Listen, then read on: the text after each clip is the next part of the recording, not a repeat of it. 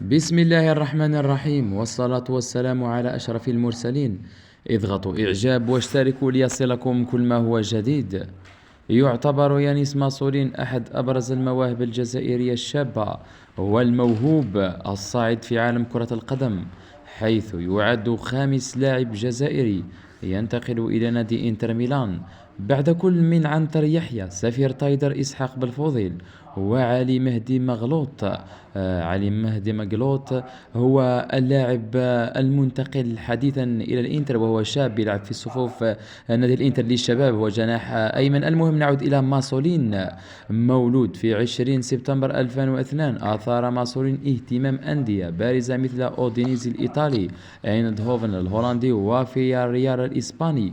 ويقدر خبراء كرة القدم قيمته التسويقية بين 7 إلى 8 مليون يورو. هذا رقم كبير بالنسبة لولد صغير، مما يعكس إمكانياته الكبيرة في الملعب. هو وسط ميدان عصري للغاية، يربط بين الهجوم ووسط الميدان، يوجد التحركات بالكرة، ينتقل من الوسط إلى منطقة 18، لديه تسديدات قوية جدا، لديه طول فارع بسم الله ما شاء الله، مما يجيد أو يفوقه في الصراعات الهوائية.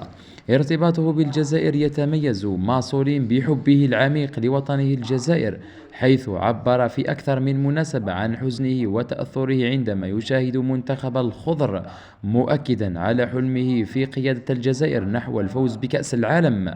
لما لا نراه في كأس العالم مع كتيبة بيتكوفيتش؟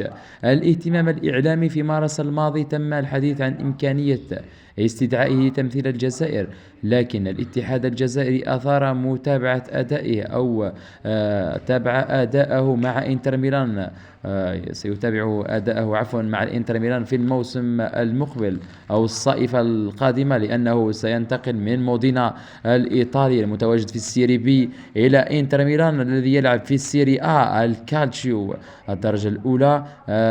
سينتقل إليهم في الصيف المقبلة، سيلعب حتما معهم لقاءات ودية، ويبرهن على إمكانياته للعب أساسيا. لما لا؟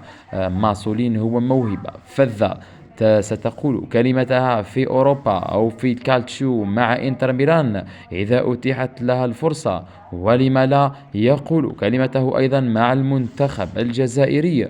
ماسولين هو القلب النابض القادم بقوة في المنتخب الجزائري. انتظروني في الفيديوهات القادمة. السلام.